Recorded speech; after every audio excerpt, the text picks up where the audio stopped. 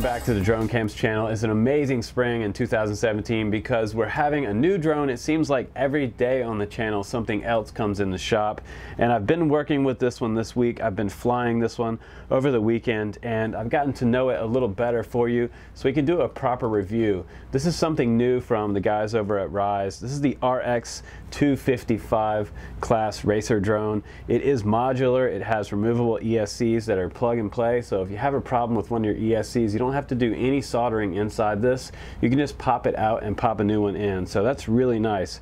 It also has replaceable arms on here and motors as well. The motors are actually pretty nice on this one. They're Emax 2204, 2300 kV, so you have plenty of power on 4S.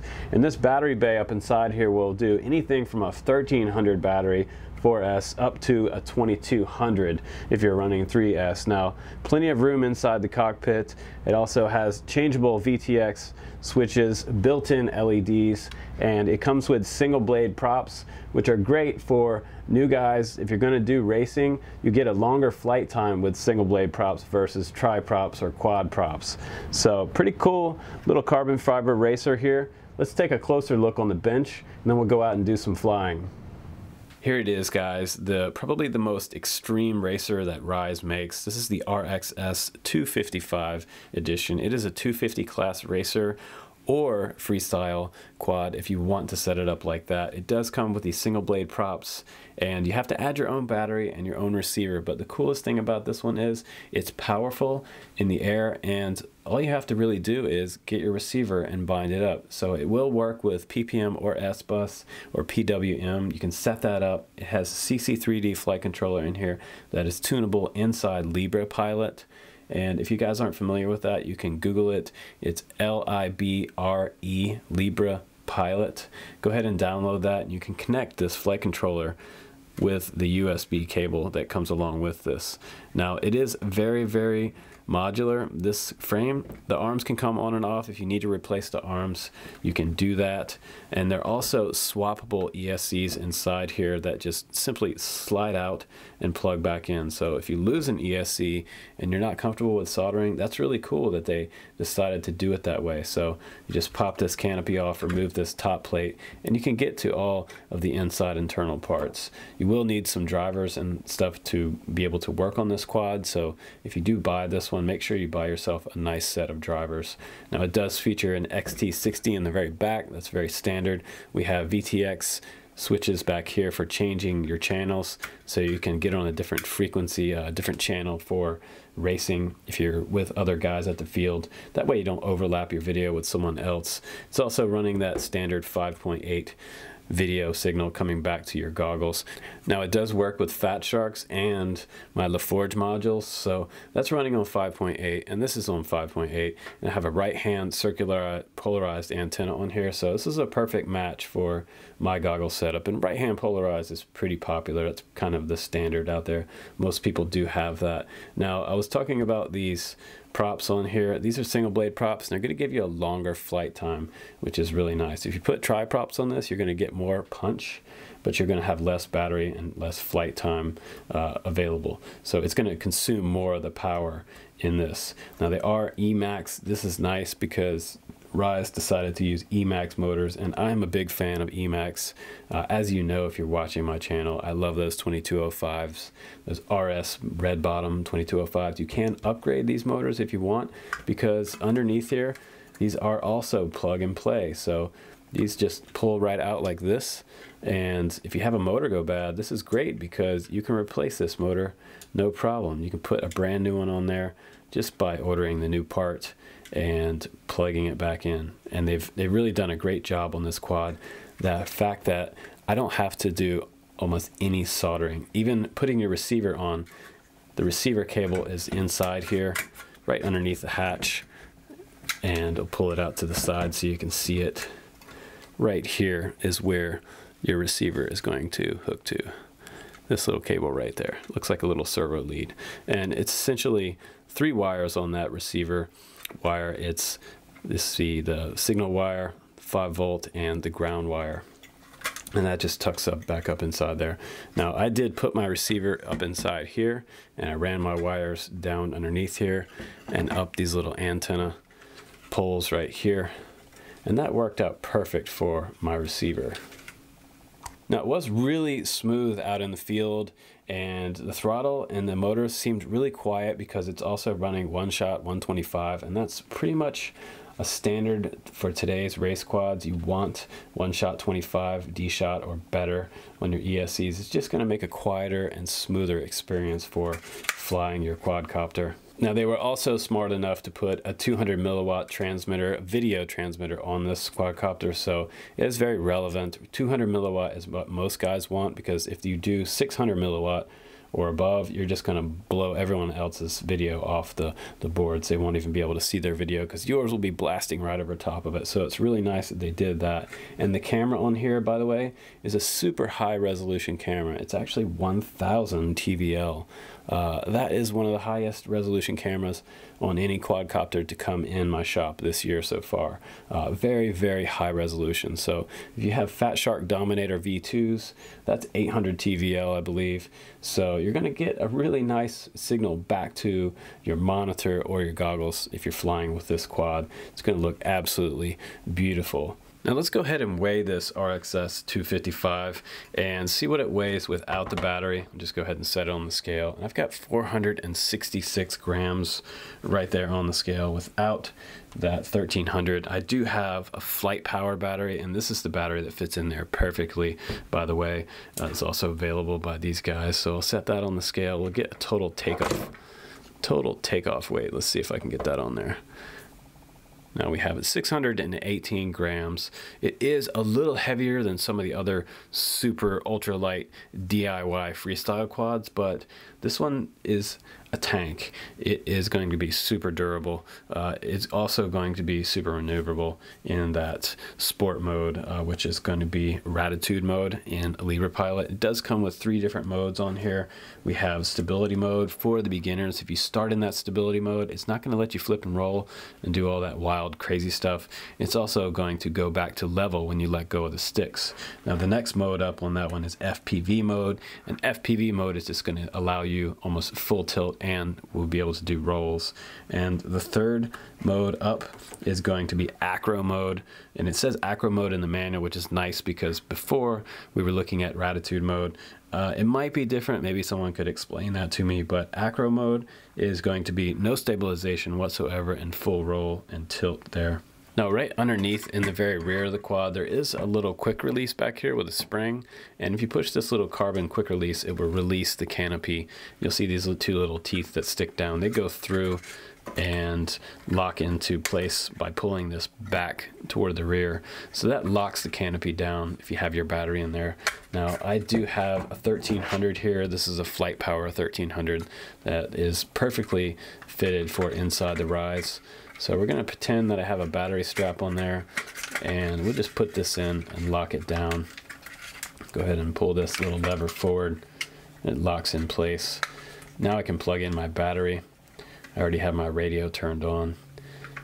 Just plug it in so I can show you the LEDs on the rear of this. This is pretty cool, and you should be able to change these inside Libre Pilot. I might be wrong about that, but they are blue from the factory. It's a really nice LED in the back.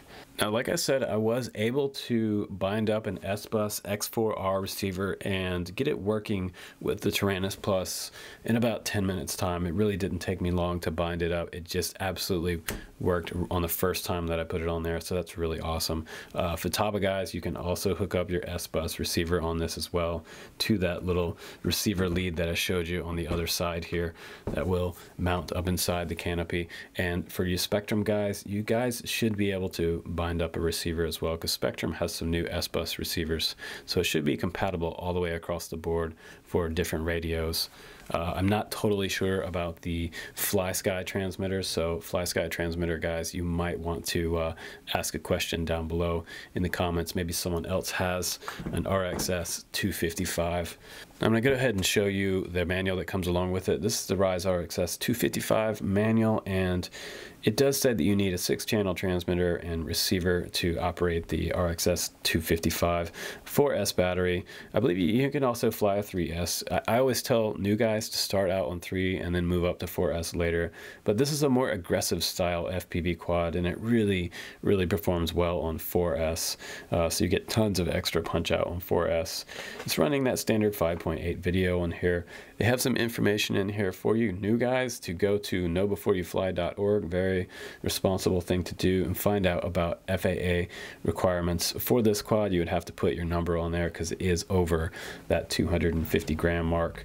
Also has information about AMA, which I am totally into. I'm a member of the AMA, and some battery warnings, warranties. It says that it should be free from defects. If you get it and anything's not working right, you should be able to send it back to them. That's right out of the box, of course. And it also tells you different features that it has on there, like receiver ready, no building, dimensions, contents, what's in the box, some setup help in here. That's really nice. It also has channel assignment map on here so that you can figure out PWM if you're deciding to use PWM receivers. And it also has some information on receiver installation. It has some information on LibrePilot, where to go to download that. So that's really nice that they show that in there. And it also has some information on setting up your flight controller and all the parts and pieces to the CC3D flight controller, things that are labeled inside there. That's nice that they do that. Information on the transmitter setup wizard, that's going to be inside LibrePilot. And propeller installation, that's very important that you know which way your propellers rotate, clockwise or counterclockwise. Very important that you follow along with that inside LibrePilot. And your FPV system for your dip switches, you can switch this one over from 25 milliwatt to 200 milliwatt. So that's really nice that they do that. 25 milliwatt is excellent for close-in proximity racing, and 200 milliwatt is great for racing as well, but for a further distance and a better signal. It also does come with failsafe, and if you cut the radio off, it should just turn off completely. The next page has information about batteries and what kind of voltage it accepts, your different flight modes, stabilize 1, stabilize 2, stabilize 3, which is stability, Fpv mode, and Acro mode. And arming, the motor arming was set to motor arm by right stick down into the bottom corner, but I actually put mine on the transmitter. I like to arm mine from a 2-position switch on the back side of my Tyrannus, this switch right here. So I liked my arming on takeoff. And when you do arm it, the props automatically start spinning, so you're not going to mess up and bump your stick not knowing that your quad is armed. Some guys have cut their fingers because they have motor spin off when they go to take off. They go to pick up their quad and bump their throttle. So it's important to see that your props are armed by having them spin when you do arm it. Very good for the new guys. Now you also get some extra accessories in here. You get some Velcro tabs. Those are for your batteries if you want to stick those down with Velcro, or using your receiver to mount that up inside the canopy. They give you some extra servo leads, and these are essentially for your PWM setup. If you want to use PWM, it's going to be a little more complicated setting up that. And they give you some extra props. There's actually a full set of props and then these 2 extras, so you might have to buy an extra set of props. I would like to see that they include 2 full sets of props, so maybe in the next version, guys. Okay guys, let's give you a final Drone Camp's opinion on this RXS255. Now, who is this for? It's for intermediate to beginner pilots. If you're just starting out in FPV, this is great because you can pick these up at your local hobby shop. And the cool thing is you can probably get support from you guys at like local hobby town, or if you go on towerhobbies.com website, you can find this product. It's nice because this is pretty solid all the way around. The build doesn't look like it was rushed. It looks like everything was manufactured in a nice and tidy order. Everything seems to fit together extremely well, and it seems that they thought about the new guys when they built this so that you could swap things out and replace things. And that's a big bonus for new pilots. If you can't replace something, it is proprietary, but they've made it easy to just swap out motors and the ESCs on here. So in my opinion, this is going to be a really easy entry into FPV. If they had something like this when I was first starting out, I was building something from scratch, working with a PDB that's as long as the quad, and it was really difficult. We had a lot of things short out. and stuff seemed to break almost every other time I flew it. So we're at a great point right now in FPV. I think we're getting somewhere, and we're making progress with these ready to fly and bind and fly quads. Finally, we're getting to a point where we can just put the battery and our receiver on there and fly it without a lot of problems. And this one didn't have any problems in my testing, so I'm gonna give it a thumbs up from Drone Camps. It is definitely worth a look. I love the look of this. It's probably one of the coolest looking quads that I've seen come through my shop this year, especially for an RTF. And you have battery protection as well. So a lot of great attributes to this one. Plug and play, 1000 TVL camera, 200 switchable to 25 milliwatt transmitter, and running on 5.8, and awesome Emax motors. So great job, RISE. You guys really nailed it on this one. So I'm gonna definitely recommend this to the new guys that are getting into FPV. This will be a really easy entry into FPV for your first flights. If you just wanna play around in the field and take it to the next level with this one, you can. And if you wanna train to race with this one, you can also train to race gates with this and fly a little freestyle if you want. Any way you choose to fly this one, it's going to perform great. So I had a lot of fun with this one. Thanks again for watching this review, you guys. I'm Justin Davis, and I'll see you on the next one. Let's go fly.